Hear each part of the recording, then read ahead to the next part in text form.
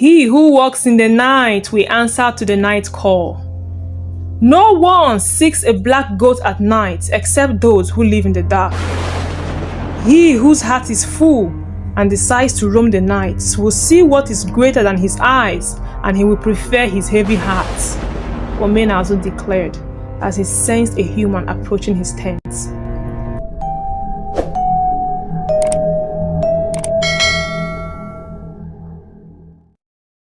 Weeks passed since Odumodu first appeared in Umuike community.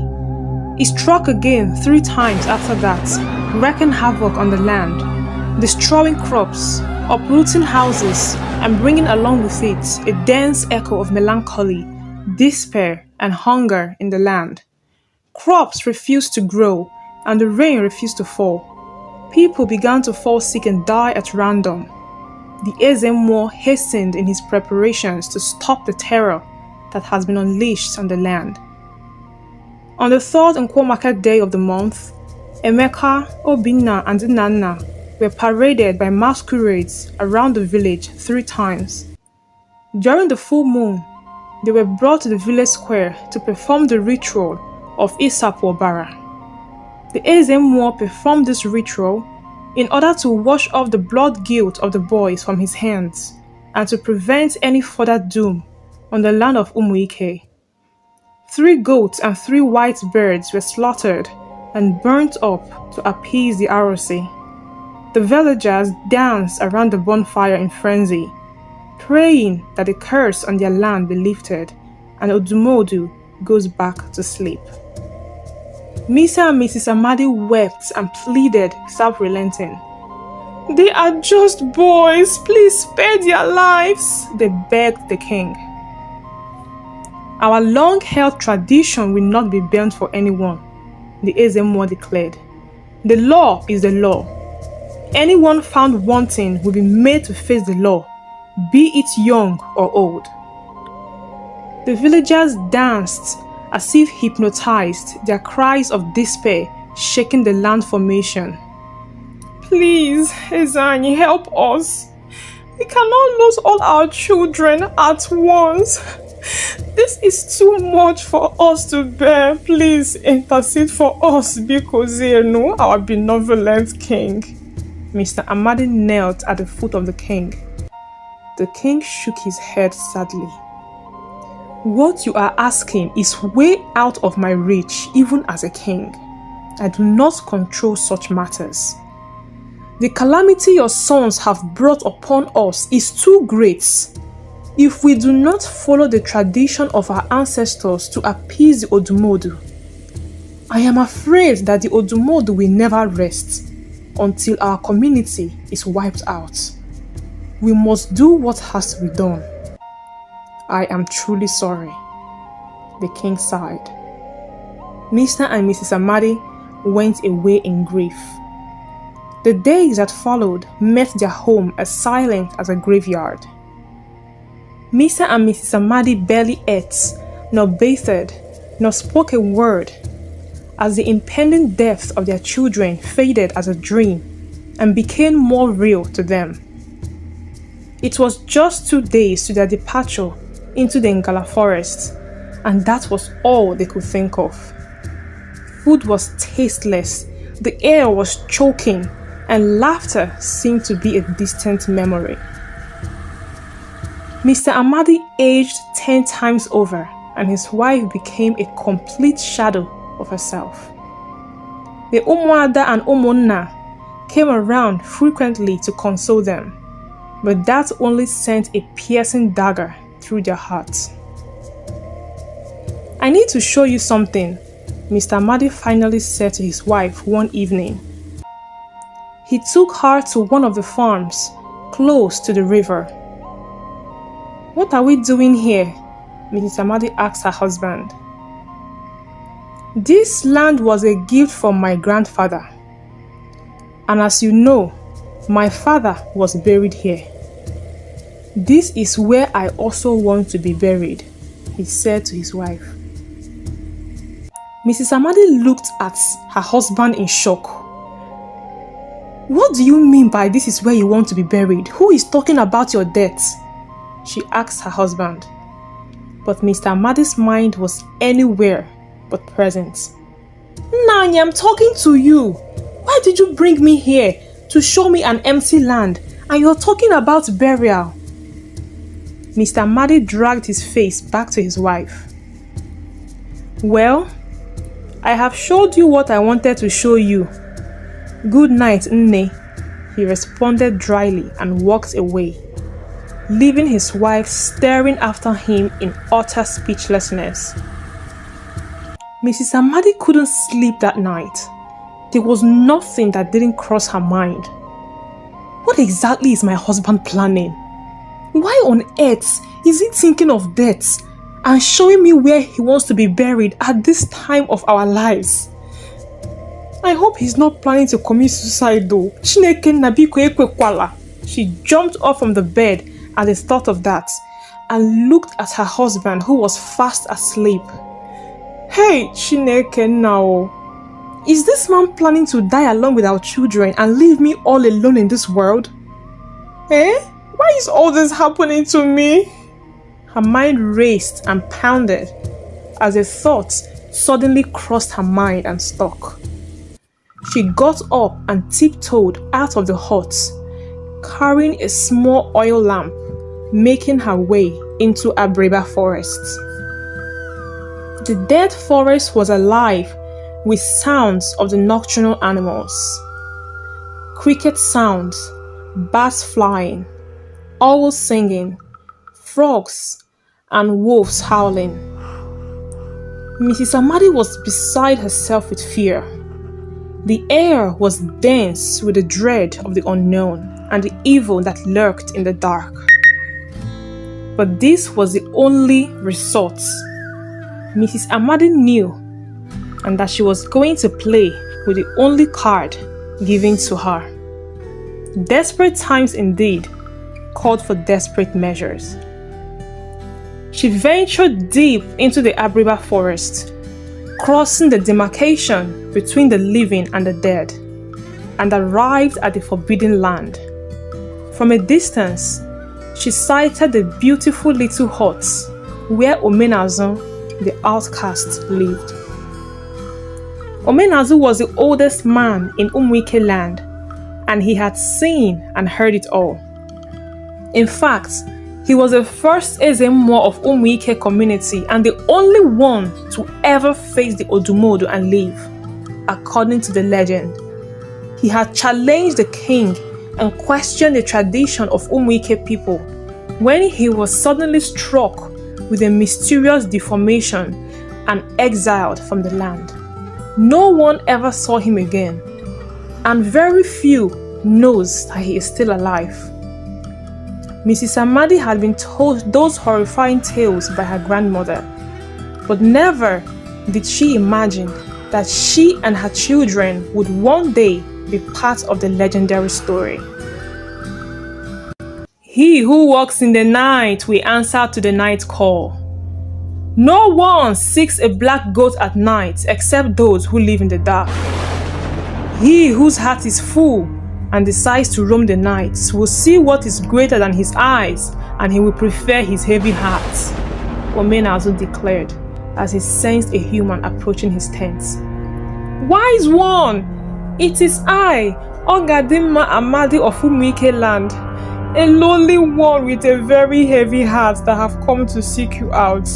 Great one, please accept me and don't turn me back, for what is greater than me has come upon me. Mrs. Amadi knelt and begged. Immediately, the hut opened and she fearfully entered inside. She looked around and there was no one in the room. It was a well-built hut and very habitable too, with everything meant for a house in its right place. Nothing about the hut felt off, but the goosebumps that slowly appeared on Mrs. Amadi's skin reminded her not to feel completely at home. She waited for what seemed like forever, until suddenly a human figure with an otherworldly presence appeared out of nowhere. Great one! She knelt before him, her whole body trembling, Omenazu laughed a very cheerful laugh, which surprised her. "Please, rise. I am the least harmful person on this earth," he urged her. Mrs. Amadi rose and sat down. "So the legend is true," she whispered, staring incredulously at the figure before her. "The oldest man in Umuike land, the first Ezemo, and the only one to ever face the Odumodu and remain alive. Incredible," she muttered to herself. "You took a very great risk in crossing the great beyond. There must be a valid reason for it," Omenazu said. Mrs. Amadi nodded. "The Odumodu has awakened again, great one," she cried. "My 3 sons visited the Ngala forest on an Nkwo day, and they have resurrected the evil deity of our ancestors. Now they are to be sacrificed to save the land from its wrath. Great one, you are the only one who can help us.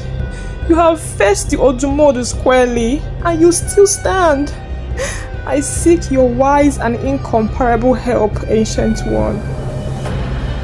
Omenazu shook his head. "These people never learn," he sighed. Mrs. Amadi knelt down.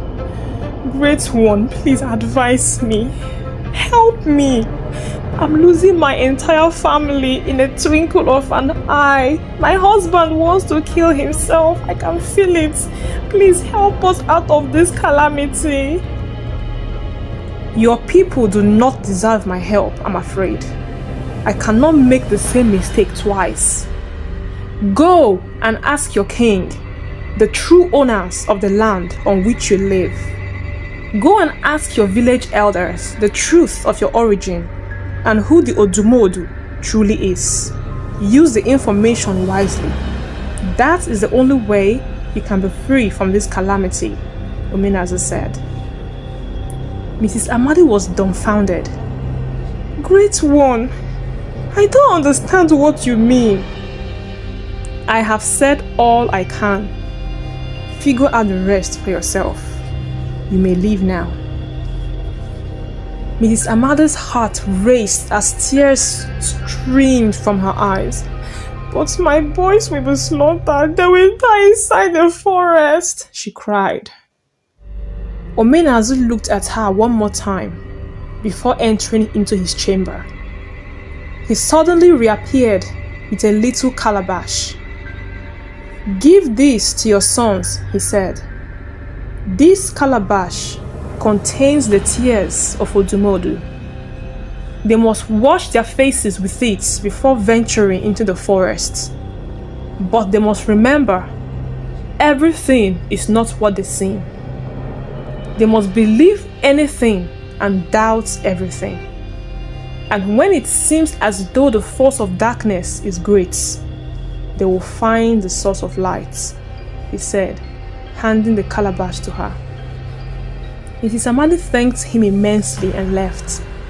She hurried back to her village as her mind raced 1,000 miles, wondering what to do with everything Omenazu said and where to begin.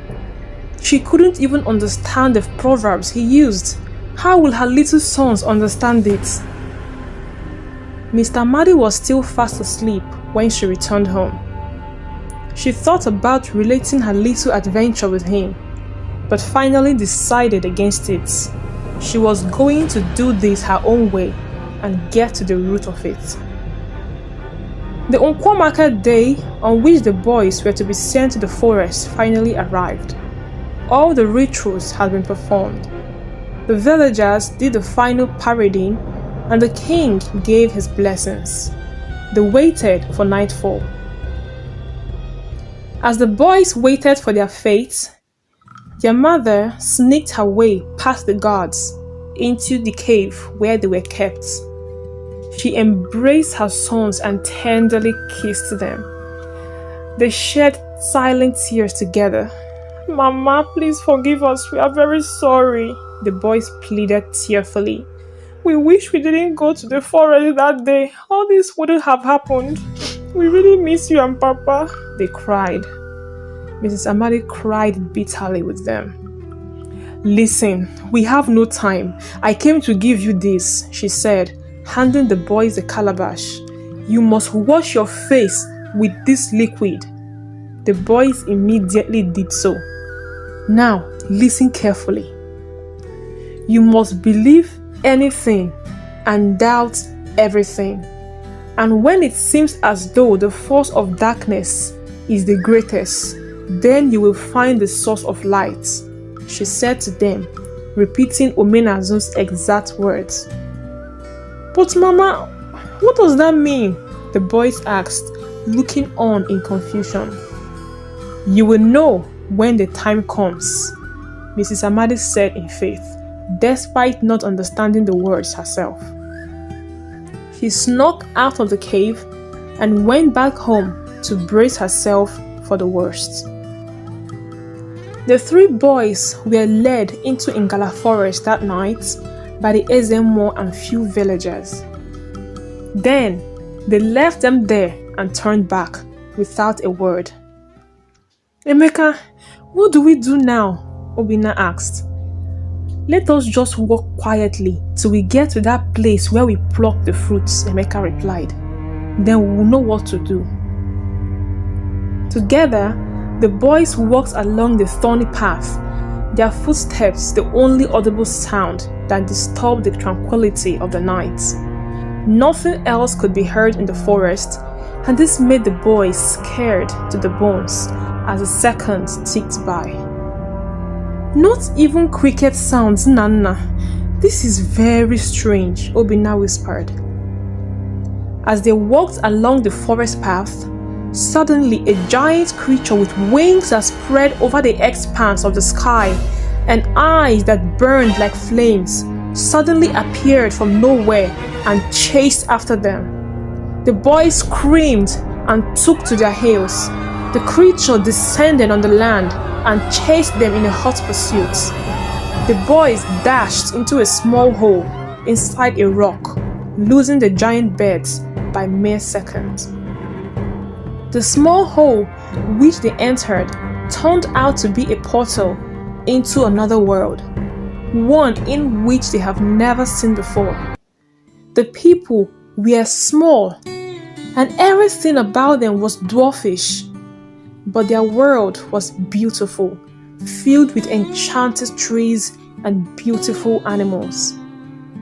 The dwarfs didn't seem to mind the intruders and went about their businesses.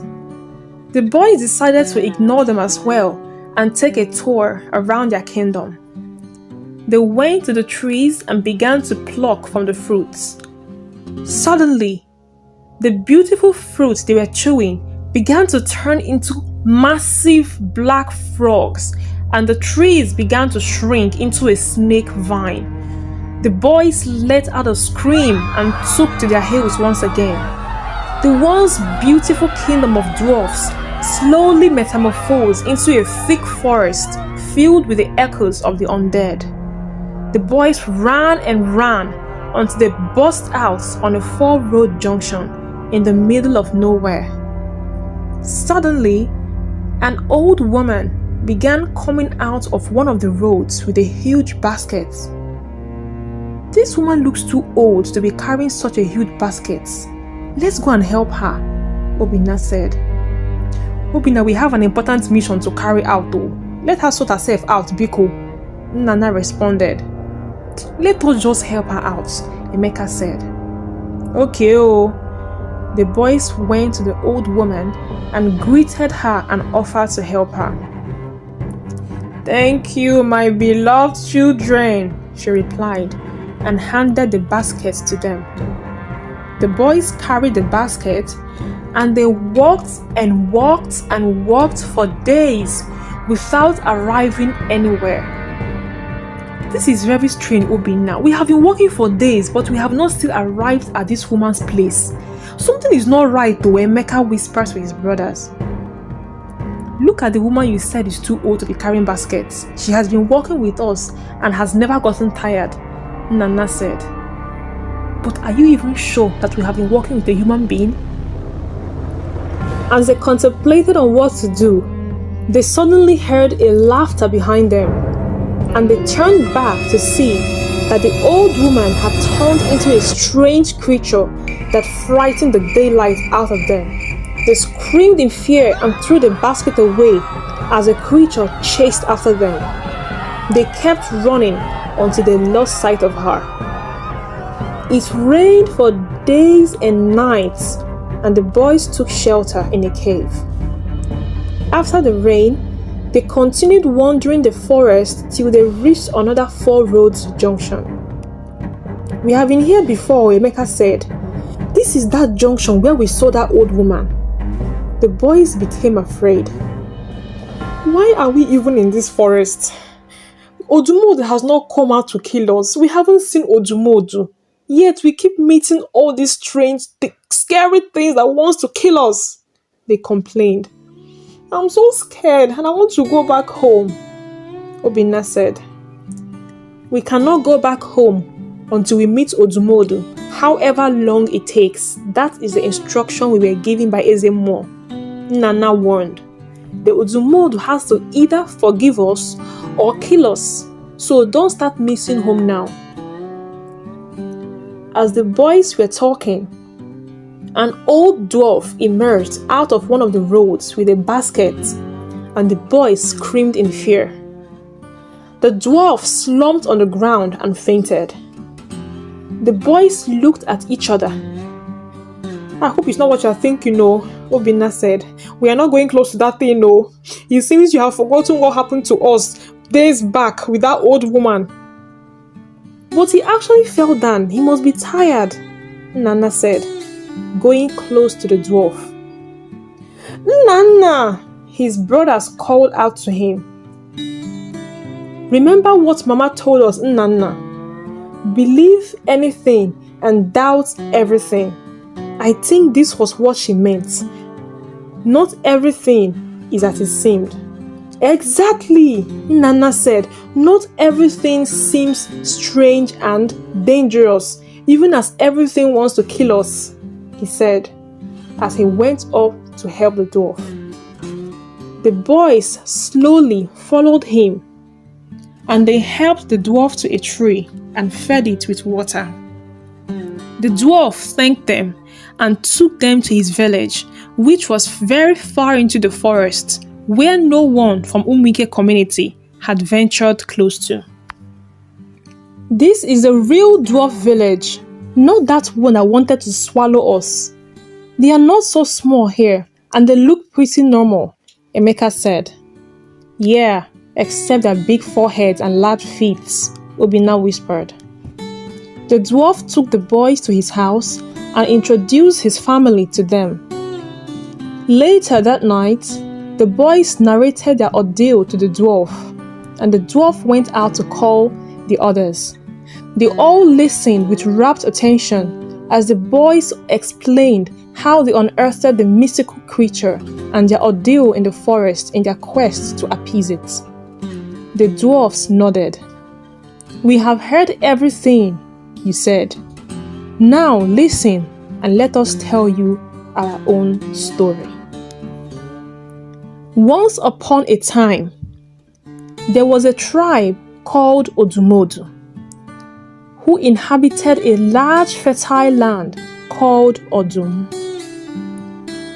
The Odum people were very peaceful and prosperous. They had a human deity called Odumeje, who when summoned turns into an invincible creature of wrath and destruction. Odumeje had a wife called Odummili. They both protected the people of Odum. One certain time, a large group of people came running to Umuike Kingdom and pleaded to live among us because their kingdom had been taken away from them by their enemies. They looked war-torn and hungry. So the Odum people had mercy upon them and took them in, nurturing them all back to health. They gave these visitors large areas of land to farm and build on. And over time, the people increased in number. As the visitors increased in number, they began dragging more lands and superiority with the Odum people. The Odum ruler asked them to move away and create their own kingdom, while promising to help them, but they refused. Odum people are not blessed with fertility, so they didn't procreate as well as their visitors. So their visitors outnumbered them by far and became more sophisticated in warfare. They opposed the Odum people and began oppressing them on their own kingdom, threatening to destroy them all. The Odum people, out of fear, summoned their Odumeje by harvesting his silver heart out of its chamber in order for him to fight for them. The visitors struck down the wife of Odumeje, who was also pregnant at the time. Both mother and unborn baby died. They also seized the staff and crystal heart chamber of Odumeje and ran away, rendering Odumeje restless and unable to turn back into a human and mourn his wife and child properly. After a few weeks, the visitors came back with a reinforced army and chased the Odum people out of their kingdom, killing a great number of them.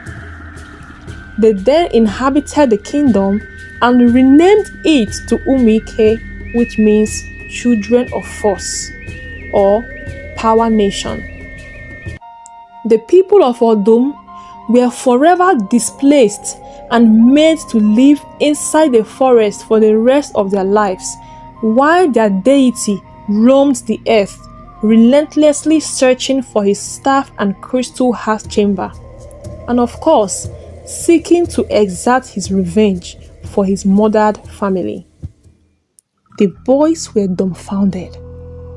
They stared at each other in shock as they tried to process the information they had just received.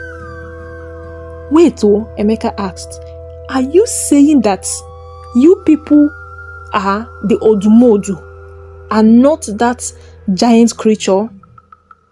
The dwarf nodded. Yes, we are Odumodu, the people of Odum, he replied. So, why then were we asked not to show up inside the forest on Unko Market Day? Obinna asked. The market day was a day everybody in your community is expected to be at the island. So it was agreed between your ancestral king and ours that Odum people can use that single day to come out and roam freely in the forest to hunt and also make our living. That way, we do not have to come in contact with each other ever. It has been agreed that whoever breaks the tradition will die at the hands of the other, whether from your side or from our side, the dwarf replied. The boys were stunned. So, are you saying that you are the ones doing the killing, not Odumeje, your deity? You mean our king sent us here so you can kill us to keep your age-long agreements? They asked. Yes, the dwarf replied. Odumeje has been roaming the earth for centuries, and the attack on your village was not of your making. This may only happen once in your own lifetime. We need to secure his crystal heart chamber and his staff so that we can finally lay him to rest. But how do we find the staff? Nana asked. I have heard from an old high priest who lived in such times that the heart chamber and staff of Odumeje were taken away and hidden in the Njala ancient temple across the Njaba River. The Njaba River is a river that boils like a water on fire. It never sleeps, and it always kills. But there is only one way to cross the river. How? The boys asked. By giving the river something as old and valuable as the river, the dwarf replied. Something old and valuable. How on earth were we to find such? When you get to the river, you will find out, the dwarf said, answering their silent question. After a few days, the boys left for the Njala River. It was a 14 days journey on foot. They were worn out by the time they reached the river. When they got to the river, the vapor almost roasted them up. The waters were so hot that nothing can ever survive in it.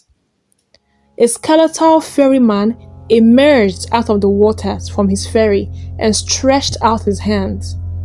The boys were very afraid to gaze upon him. What do you possess which you wish to pay to the Njala River, which is as wise and old as her? The ferryman asked. The boys exchanged looks, not knowing what to reply. It is I, said a voice behind them. They turned and saw an otherworldly creature walking over to them. The boy screamed and ran to the side. No need to fear me, except my appearance though.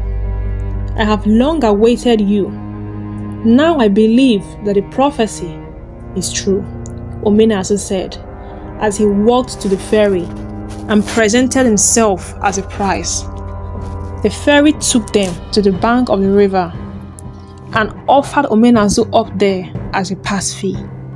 The boys covered their faces as Omenazu shrieked inside the water, completely destroyed. They were ferried across the river over to the ancient temple. The temple was dark as night. The boys could not see a thing inside. As they ventured deeper inside, they encountered sculptures and statues of legendary warriors, goddesses and priestesses that once reigned supreme, now faintly remembered by mere pottery. Faint echoes could be heard, and a deep mystical sound followed, sending a chill down their spines. As the darkness seemed to snuff out the life from them, they spotted a faint twinkling light from the end of one of the rooms. Do you see that? Emeka whispered. Yes, we can see it. When the force of darkness seems to be the greatest, Nana echoed the words of their mother. The boys rushed into the room, but as Obinna stepped the first foot inside the chambers, 2 arrows were released from their slots and pierced him from both sides, and he fell to the ground. The boys rushed to him and carried him up. Obinna! They cried. Make sure you make it back home alive and save our people, Obinna said, choking in his own blood as the last breath seeped out of him. The boys cried their hearts out, tearing off their shirts in despair and grief. They stayed in the temple for 2 days. After burning his body, they collected his ashes into a little pot and went back to the Odum people with the artifacts. We are very sorry about your brother, they said. That is the price to pay for our foolishness and disobedience, Emeka replied sadly. Your labor was not in vain. Now you have the heart chamber and staff. We can lay our deity to rest. But what about your land? Wouldn't you want to fight for it? The boys asked. We are still very much outnumbered. War is the last thing we need, the dwarf replied. The boys decided for a second and then said, We will not allow this injustice to continue, not after everything we have heard and experienced. We will help you fight and earn a place for you on your land. You do not deserve to live in the forest like animals forever. The dwarves thanked them and gave them lots of gifts to go home with. When they arrived at the village, everyone was very surprised to see them. Their parents rushed to them and embraced them in a tender hug. Where is Obinna? Their parents asked. The boys showed them the jar of dust where his remains lay, and they tightly embraced each other in a ruthless hug, their ribs cracking with sobs. Obi-Wan, Obi-Wan. Their mother wept bitterly. We must go and see the king. So much has gone wrong and he needs to answer a lot of questions, Mazi Amadi said. Don't worry, Mama. We know everything already, and we are going to tell you everything that we have planned with the Odum people, the boys said, and they went home.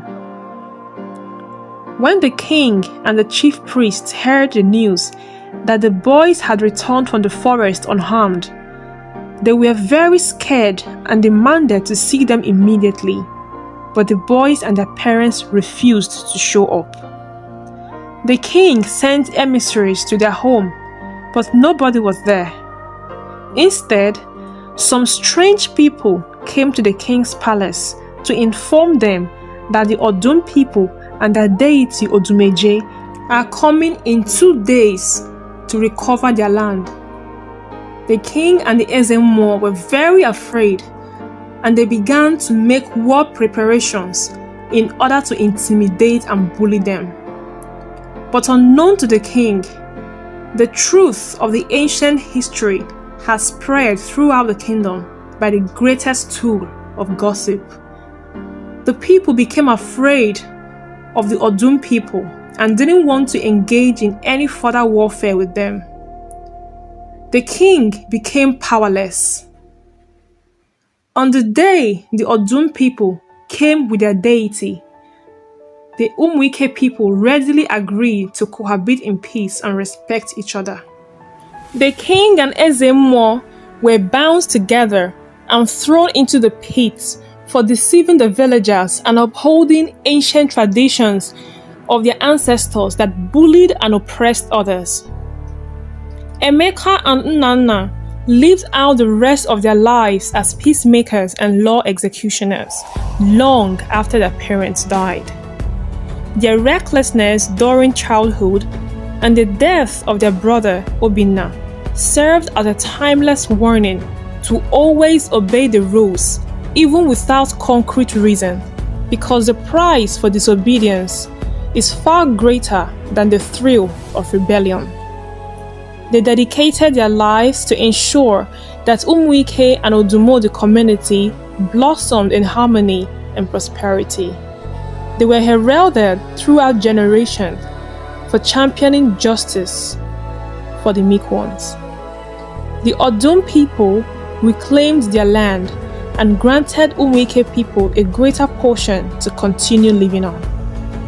Odumodu's heart was harvested and carefully placed back into his crystal heart chamber. Finally, he was put to rest until a time when his powers will be once more needed again. But until then, the legend of Odumodu has remained what it is until today, a mere legend.